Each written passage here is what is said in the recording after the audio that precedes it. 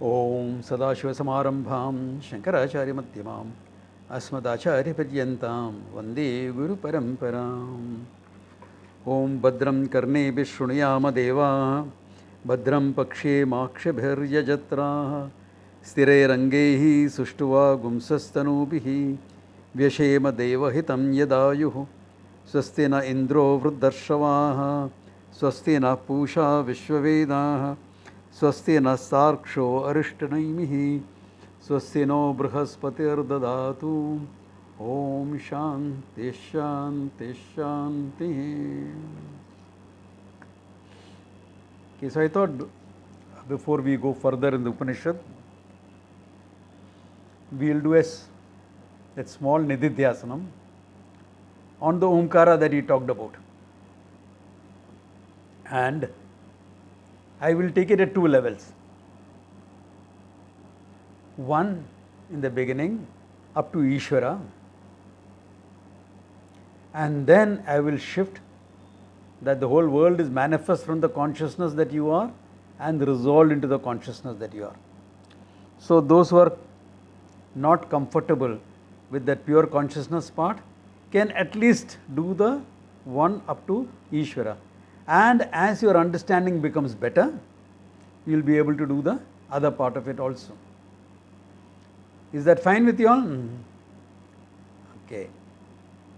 Okay, then to avoid any disturbance in the background, I am muting everyone. If you want to ask me anything once the meditation is over, unmute and ask. Okay? Yeah. Okay, that's how it is.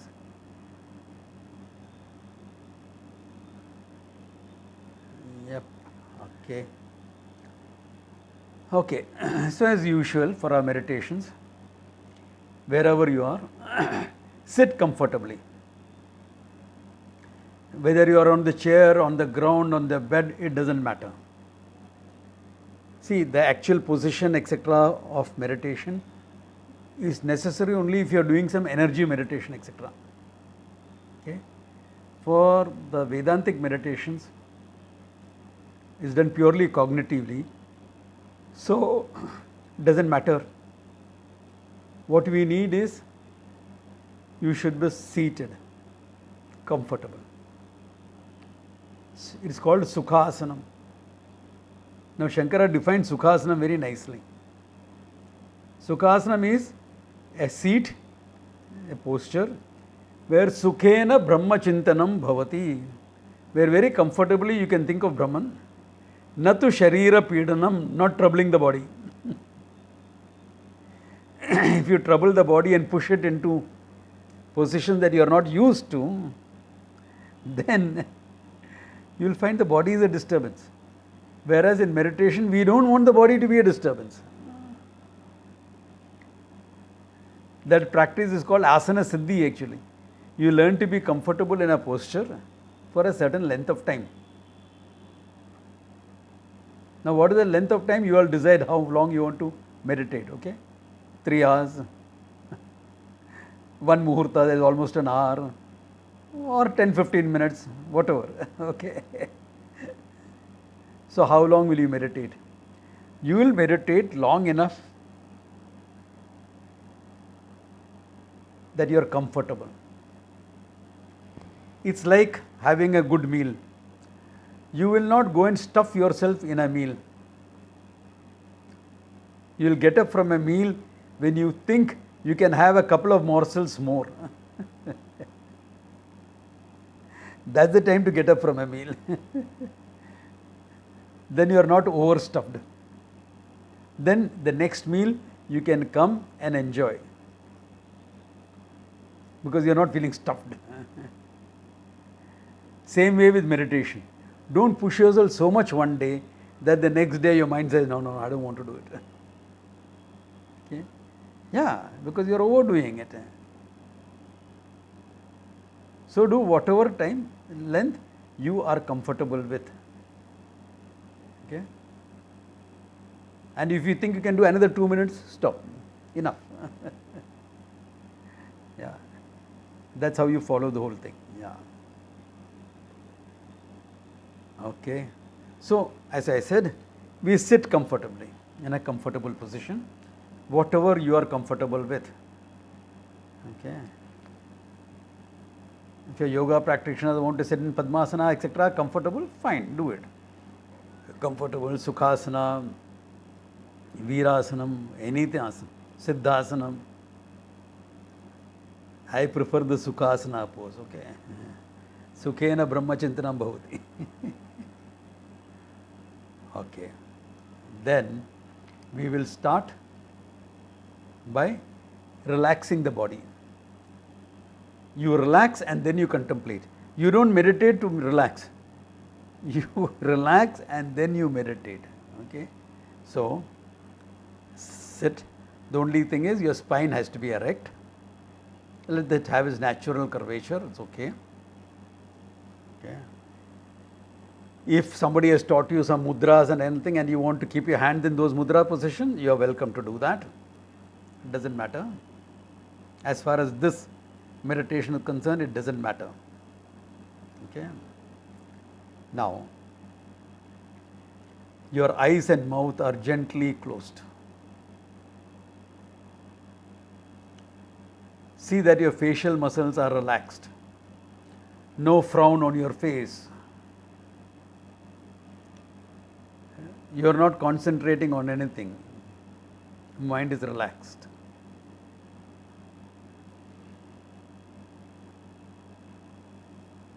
Eyes, mouth gently closed. No frown on your face, no furrow on your brow. Neck muscles relaxed. Feel the relaxation in your neck muscles. Your shoulders relaxed. Arms, forearms, palms and fingers all relaxed.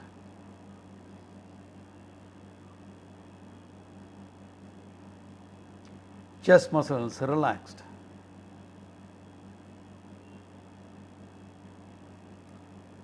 Stomach relaxed. Sides relaxed.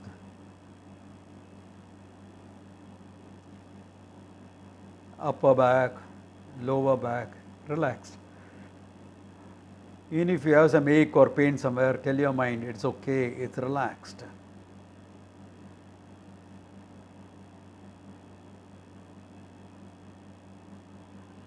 Waist and hips relaxed.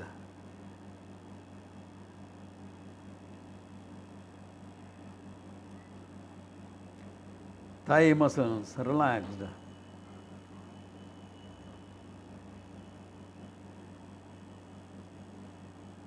Knees, calf muscles relaxed.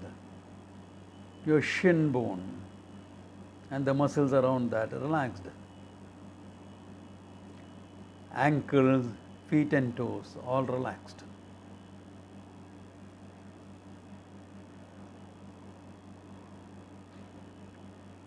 Now look at your body in one sweep of vision from the head to the toe. It's just a body sitting down there, it's relaxed.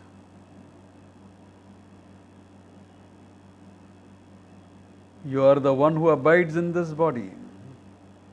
The body is like a statue there, relaxed.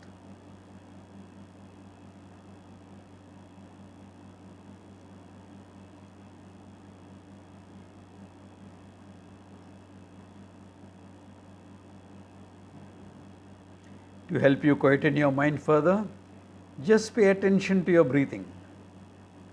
Feel the breath at the tip of the nose. As you gently inhale and exhale at your own normal pace, feel that breath.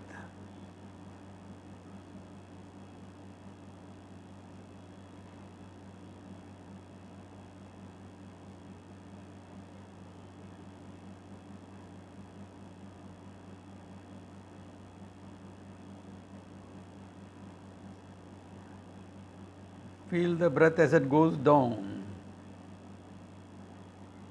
You can feel it at the back of the nose, at the throat.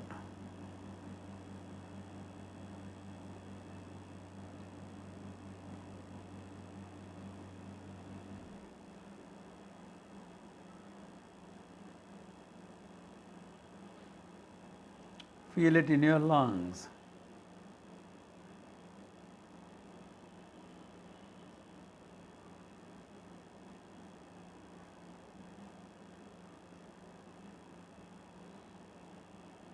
As the lungs expand, the diaphragm has to move down.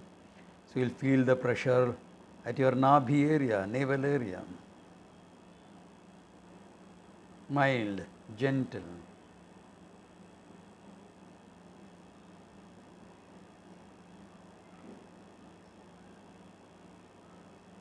This is just to quieten your mind. Just feel that breath.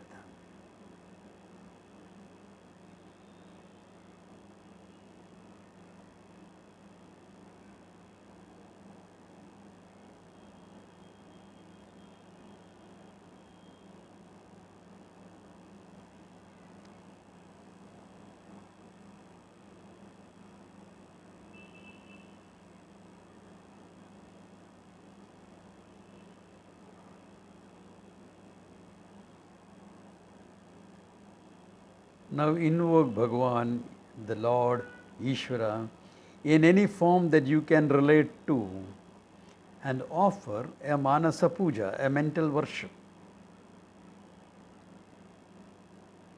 No rules for this worship.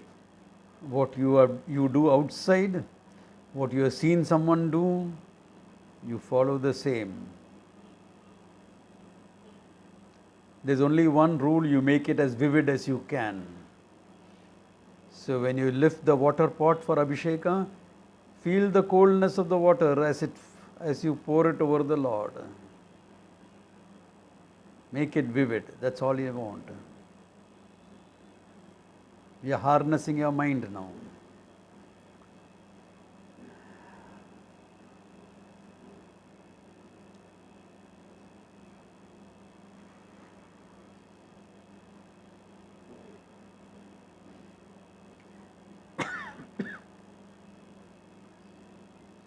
Swamiji, I can't hear you.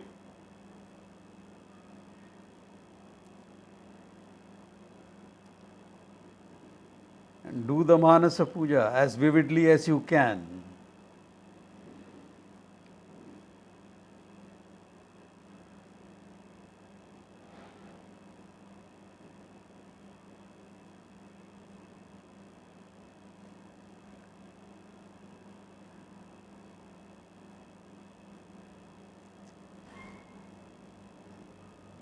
Take the arati plate for the final arati.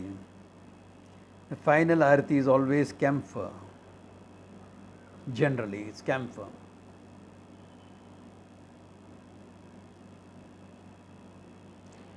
Offer the arati to the Lord.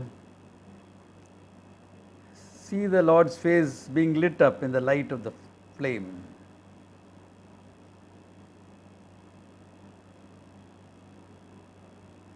Put the arati plate down, offer the arati to the Lord. Take the arati yourself. Get the smell of that camphor. Prostrate to the Lord and sit down for your japa. This step is japa dhyanam. When you are doing the japa, your attention is on the mantra when the mantra is there. Your attention is on the silence when the mantra stops. In between two mantras, there is always silence. Pay attention to that silence.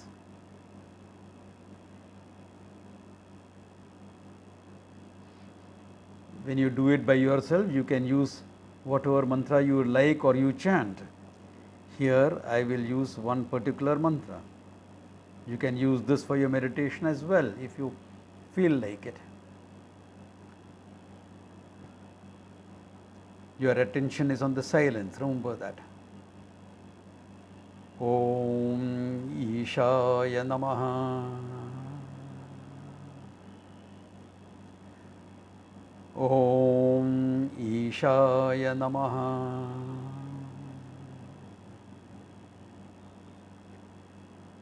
Om Ishaya Namaha.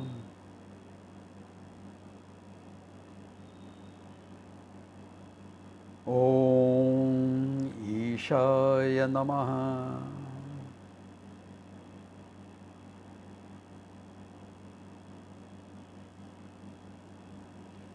Between any two chants, there is silence. Your attention is on that silence. Om Ishaya Namaha. Om Ishaya Namaha. Om Ishaya Namaha.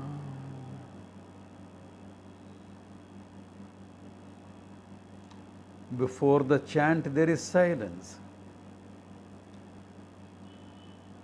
After the chant, there is silence.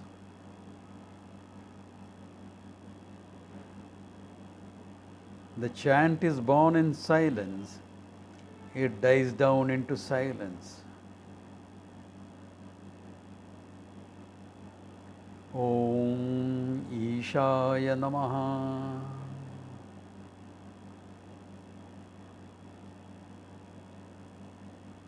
Om Ishaya Namaha. Om Ishaya Namaha.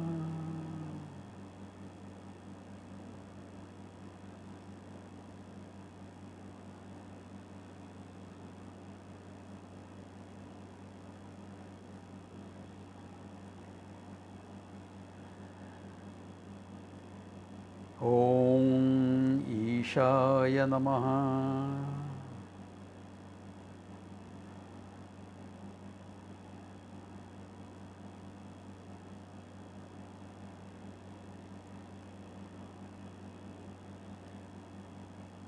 Sounds create a thought in your mind. That thought is born in silence, dies down into that silence. That silence is you, the consciousness.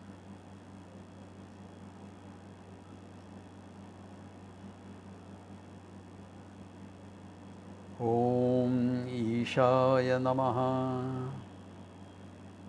Om Ishaya Namaha.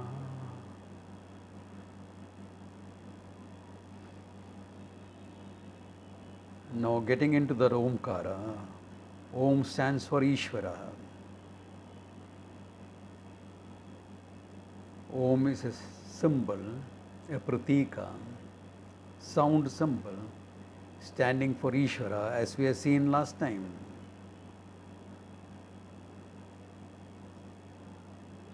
So when you chant Om, you are bringing Ishvara into the mind. Om. Om.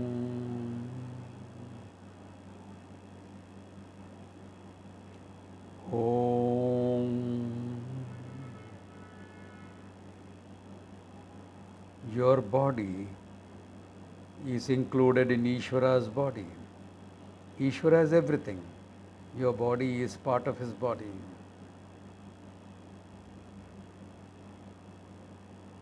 Your prana is included in his prana. He is totality. You are included into that. Your emotions, part of his emotional world.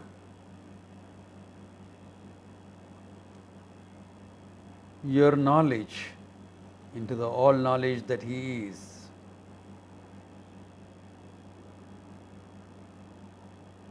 Your ignorance into his Maya Shakti.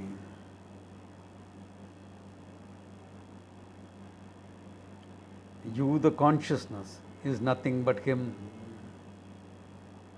Ishvara.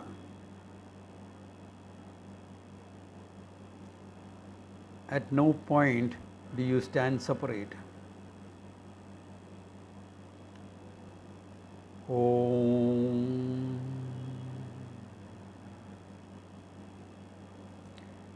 Om.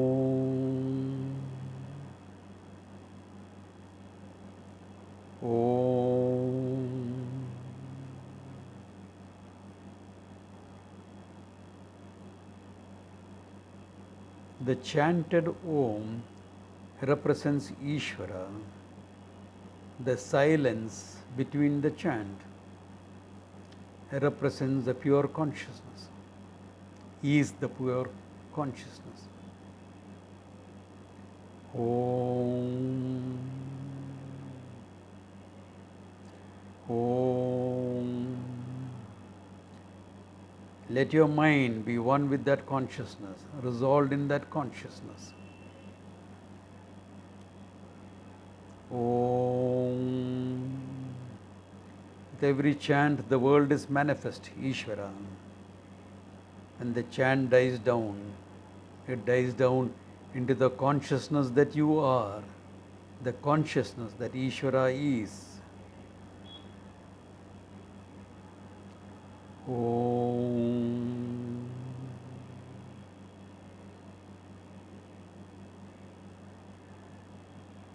Om. Om.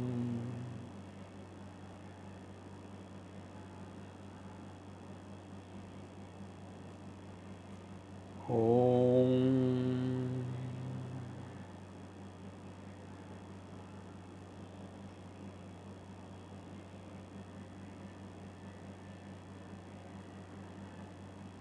All that is manifest from the consciousness. It dies down into the consciousness that you are. All that is there is nothing but you, the consciousness. Om.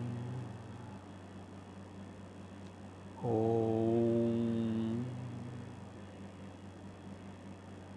Om.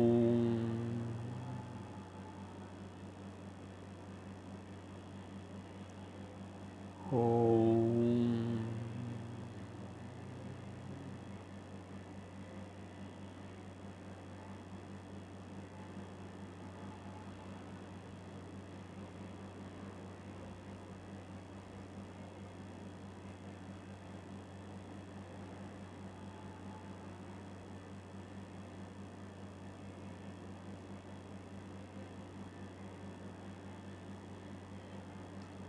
Om.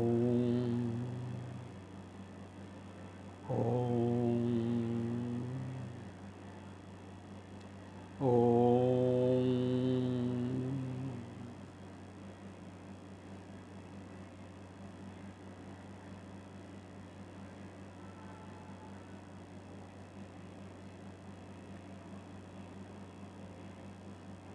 In you, the consciousness, everything is manifest.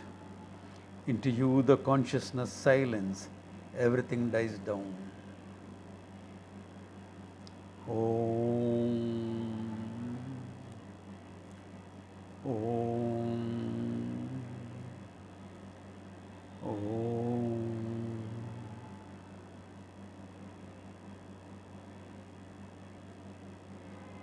Om.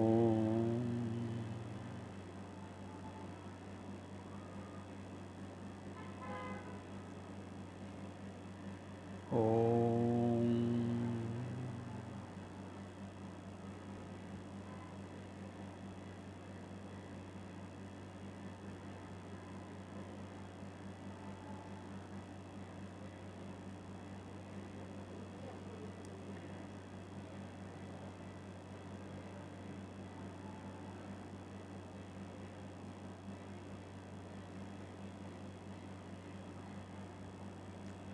Om Purnamadav Purnamidam Purnat Purnamugacchati Purnasya Purnamadaya Purnameva Vishishyati.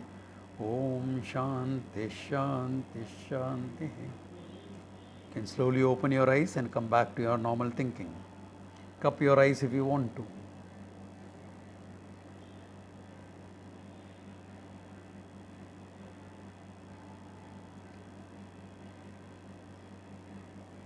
This is a simple meditation. We have done it only for about 20 minutes. Okay. Even if you can't relate to that so much to the consciousness part, some of you are new, relate to the fact that it is silence, and that silence is Ishvara, consciousness. That's it. That much. You know. And slowly, as you gain greater clarity of your understanding, whole thing will fall into place. Okay? So see if you can do it ideally every day. Someone was also asking me whether sometime in April I can take 2 weeks like a practice session, continuous every day for about half an hour, meditation, maybe at 7 o'clock in the morning or something, so that you all get into the habit of doing it. So if all of you are willing for it, I will do that. Okay, I will put it up in the groups. I will let you all know. There may be 1 or 2 days you may have to miss because of work, this, that, whatever. That's okay. That's understandable. Or if you all want it earlier than 7th, I am fine with that also. Or later, I am fine with that as well. My time, my practice, everything is flexible. So you all let me know. So any questions or clarifications on what we did today? This is a little bit taste of that bow and arrow and the Omkara that he talked about in the Upanishad, the last couple of verses. Okay. This can be elaborated more, but this is for the time being, this is fine, simple. Any clarifications on anything you want?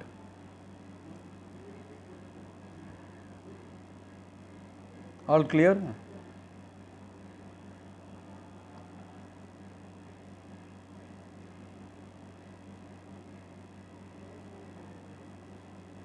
Okay. Swamiji, one thing. Yeah. So we did Ishaya Nama first and then replaced it with Omkara essentially. That's how I felt it. Yeah. How is it different? I mean, if I continue Ishaya Nama, You can do the same thing. I just branched off only to Om because we are doing the Omkara from the Upanishad. That's why I did it. Otherwise, you can do with continue with Om Ishaya Nama itself. Okay, no problems. Yeah. Yeah. Another doubt that I had was last class when we were talking about Omkara. So as you've said earlier as well, that it's a Shabda Pramana, no? Yeah. Of Ishvara. So, but even if it is in the form, I mean, of the letter, because now we are so used to that. I know. Yeah. And if seeing that letter, it reminds me of Ishvara.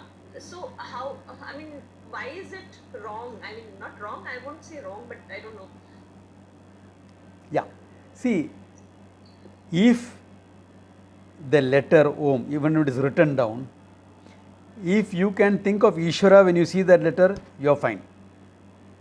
But most people don't think of Ishvara when you hear of Om. They think of the letter and remain stuck at the letter. If you are shifting to this thing, no problems at all. Write it down. Yeah, no issues. Yeah. That's why the original intention was to cut off that visual cue and make it only a sound. So when you hear Omkara, it is Ishvara in your mind. That's why we attach Om to every mantra. We attach Om because Ishvara is there in every mantra then, Yeah. Even when you use other Bijaksharas, etc., you will put Omkara along with that. Okay. So any other questions you have?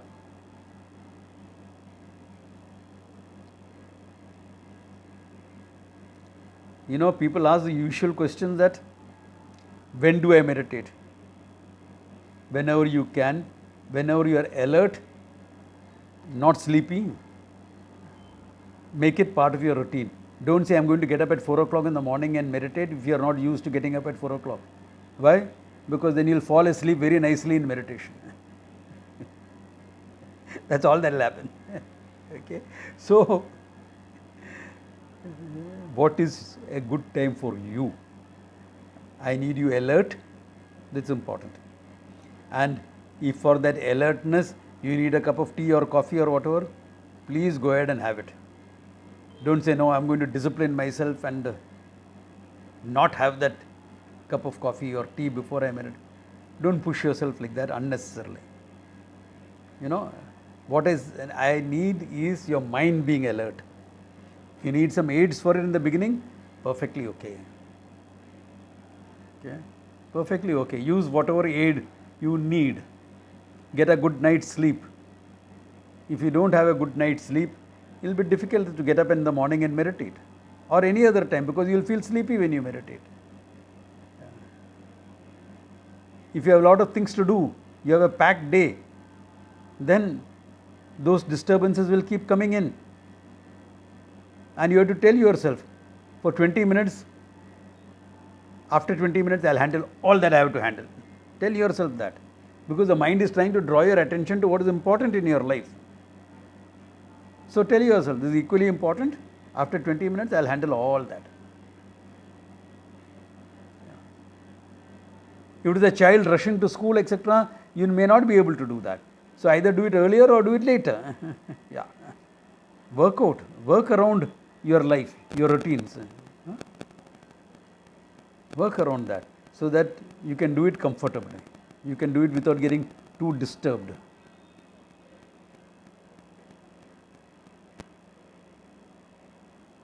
Yeah, there are many yogic teachers who will say you should get up and meditate in the Brahma Muhurta.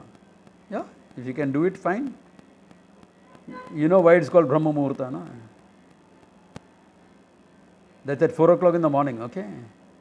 It's called Brahma Muhurta because only Brahmaji can get up at that time, not you and me. But if you can, fine. Yeah. So get up at a time when you feel fresh, when you feel rested enough. Yeah. When you can look forward to the whole thing.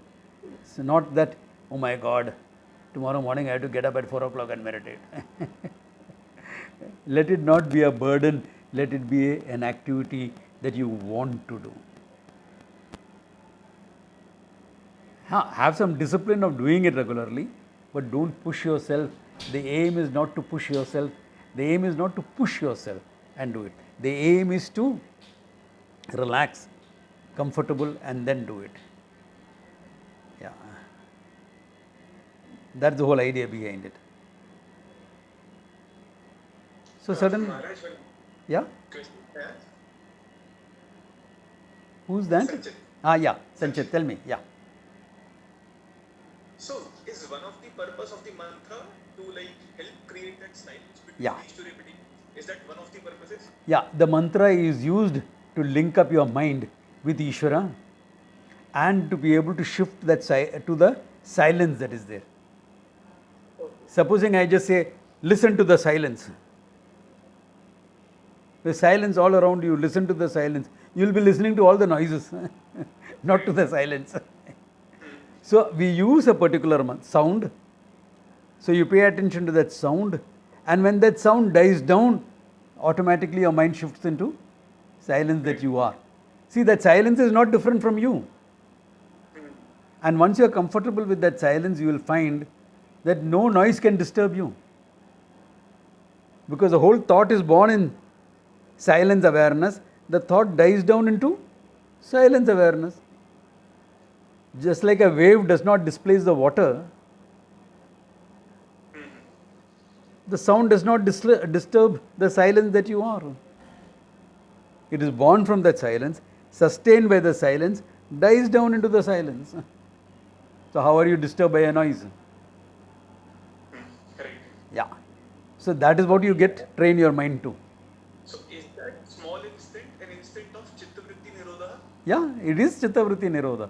It goes more than Chittavritti Nirodha, because Chittavritti Nirodha is only at mastering the mind. This goes more and comes to the understanding of the truth. Okay.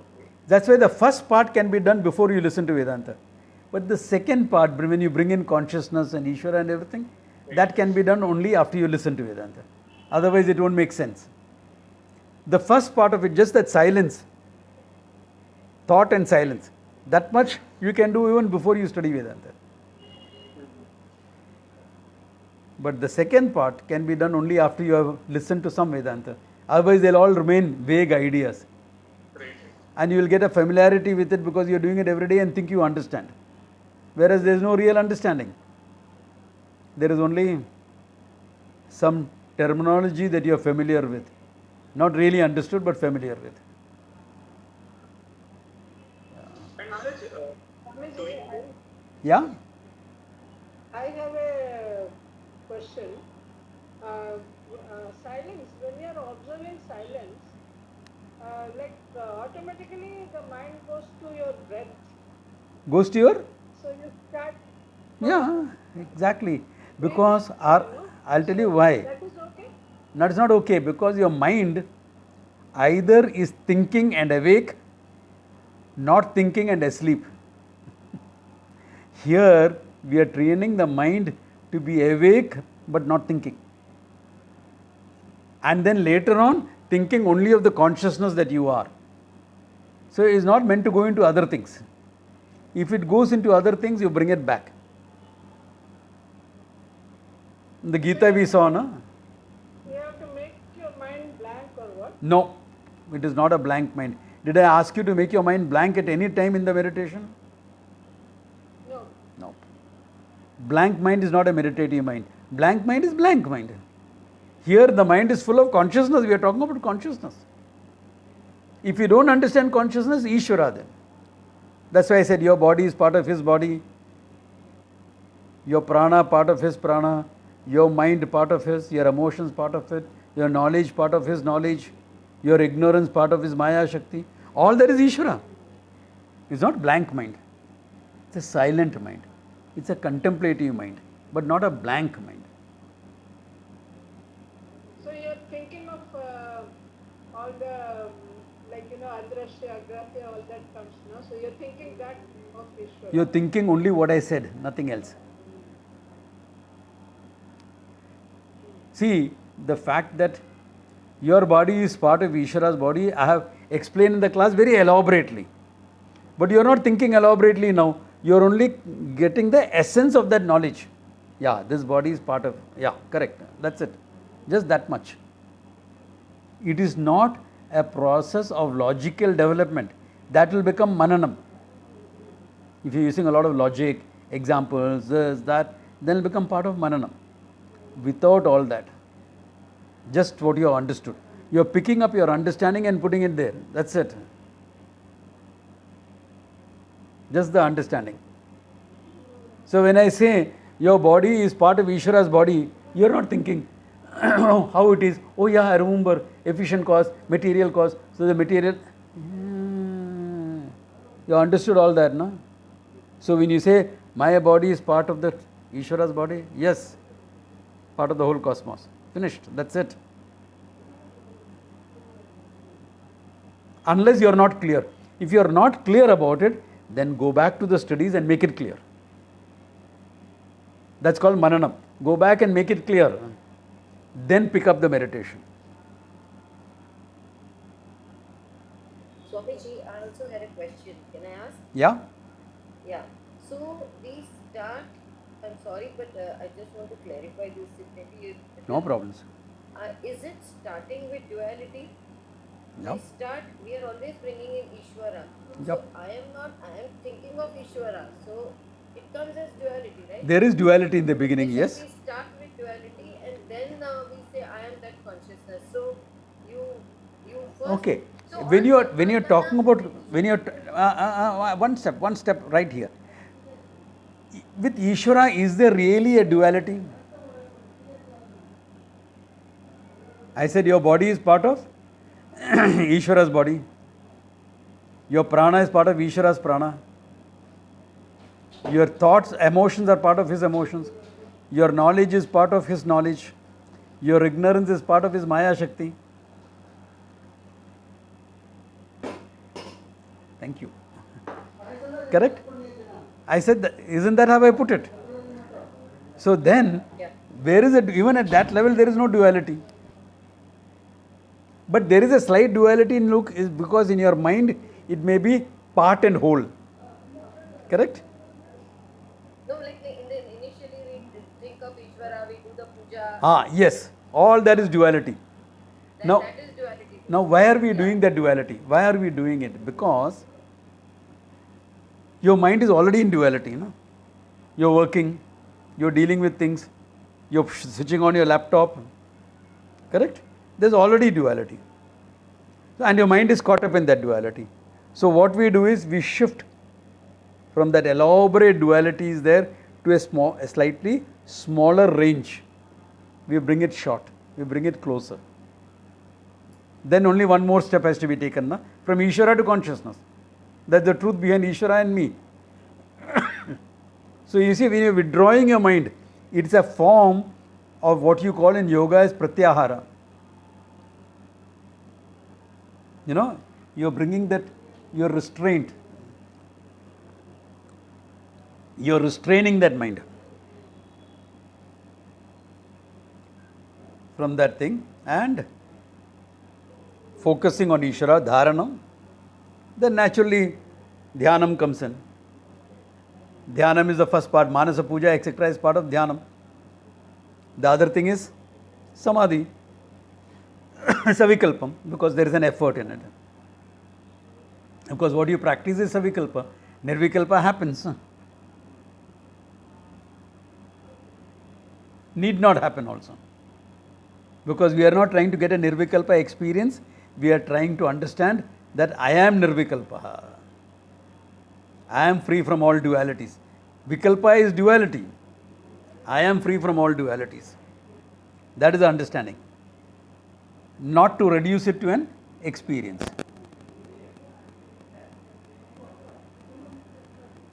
We did this practice for those one or two people who joined in a bit late.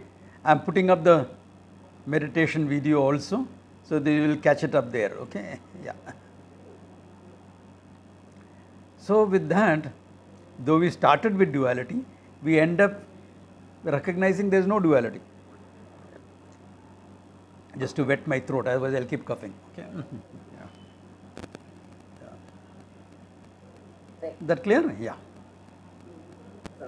Does anybody else have a question? Because I don't want to go ahead with the text today. I want you all to be focused on the meditation part.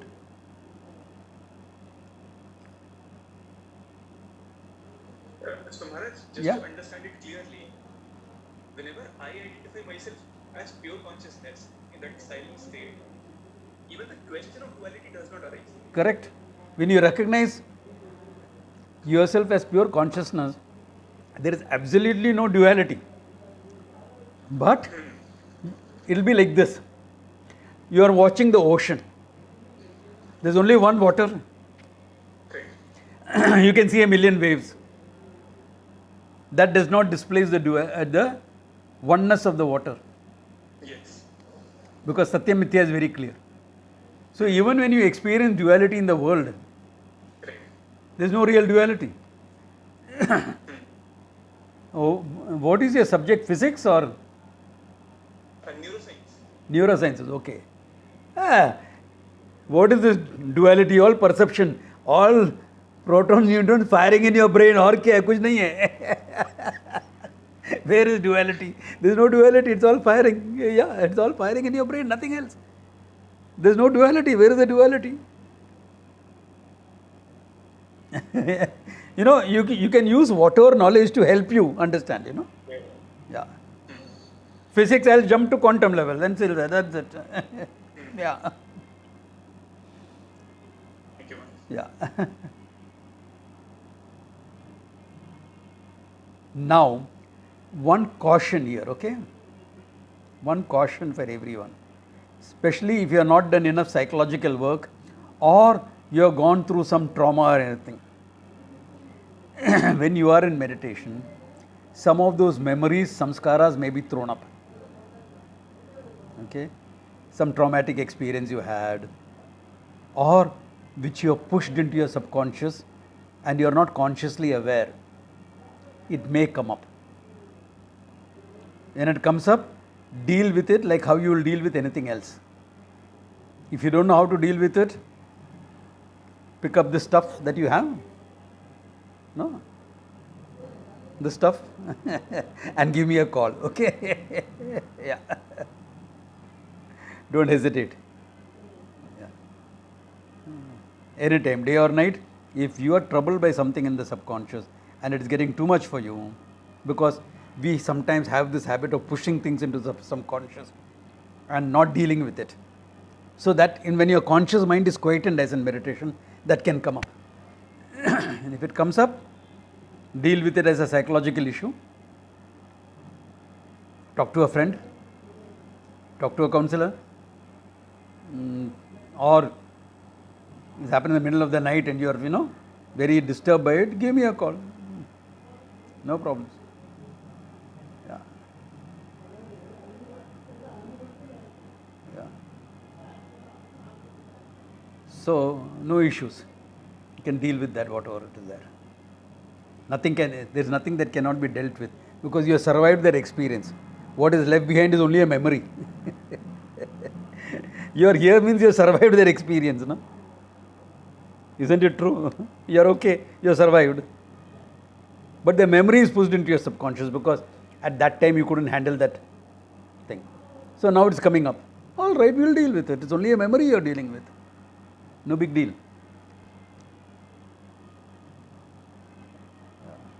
In fact, if you tell yourself it's only a memory of something I have gone through and I have survived that, you will find that you are in a better condition to deal with it. And then with little help, it's easy to deal with. There is nothing that cannot be dealt with. I don't think there is anything that cannot be dealt with. Nothing. Absolutely nothing that you can't deal with. May require a bit of help here and there, that's okay. We are human. We are meant to seek each other's help.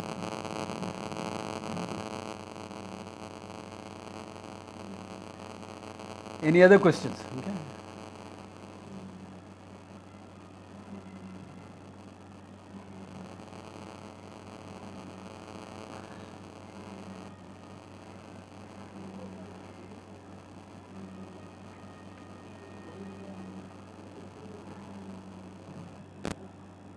All clear? Okay. Then try and do this practice a little bit regularly. Okay. Once in a way, if you skip because of some conditions, fine. Yeah. That's okay. That's understandable. Don't feel guilty about it. Okay. No. Somebody had some problem there. He wanted to talk that boy. What is that? Hello? Somebody wanted to talk. Who is that? Rohit. Yeah, Rohit. Tell me. Am I loud? I beg your pardon? Am I loud? Yeah, No. I can hear you. Yeah. Bit of digression from this point. It just came to me. I beg your pardon? What is that? I'll just use it for just a second.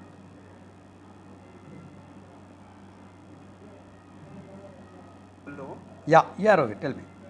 Yeah. No, it's a bit digression from the topic that we have. Yeah? It just came to me that are there different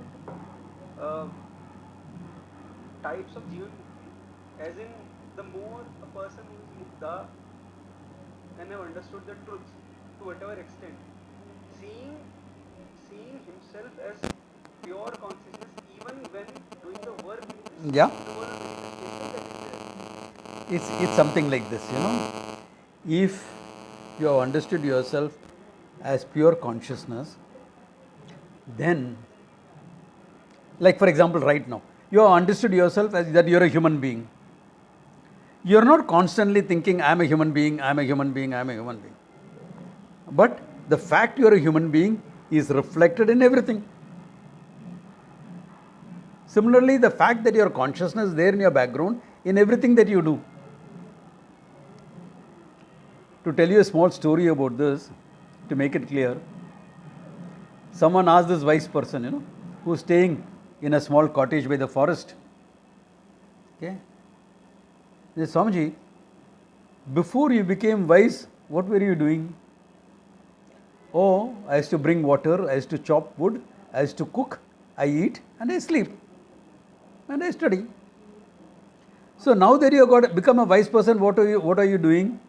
I chop wood, I cook, I bring water, I cook, I eat, I sleep and I teach you. So what is the difference? Your life goes on. You get the idea? Life goes on. You do everything, but inside is all the difference. You are not a finite entity anymore. You are just playing a role. What you are is nothing but pure consciousness.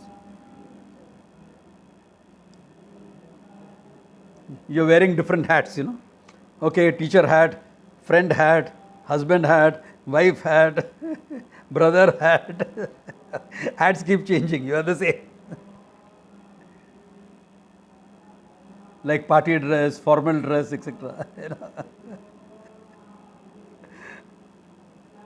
That thing keeps changing. Everything else is the same. Mind is full. Anandoham. Yeah. And all normal emotions, everything you have. At the same time, you are free from the whole thing at the same time. So, but isn't it strange that the person who is a mukta or like a jnani, he's feeling an emotion which is, let's say, sad. Of course. But deep down, he's not feeling it. He's like he's just seeing it. Beg your pardon? Right? He's Seeing that emotion because he deep down knows that emotion. Yeah, but I'll tell you what, no wise man keeps on witnessing. I'm seeing this emotion is coming up, that emotion coming up. Everything is mithya anyway. All that seeing, etc., is only in the beginning a little bit. Yeah. No, just to make your understanding clear. Yeah. After that, what? Are you angry? Yes, I'm angry. Are you angry? No, I'm not angry. But you whacked that character. I whacked the character. I was angry. And I was not angry. Are you getting the idea? Both are true. I am angry with respect to the mind. I am not angry with respect to what I am. Don't worry, I won't whack anyone in anger. Bad idea. If I whack someone, it is because I deliberately decided to whack him.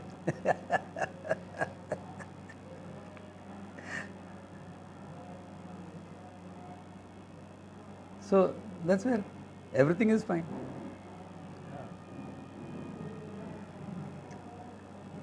So, good place to stop. Okay. Next class we will go ahead with the verses. If there are any doubts, I'll clarify that. Okay. Om Tat Sat. Thank you very much, Swami.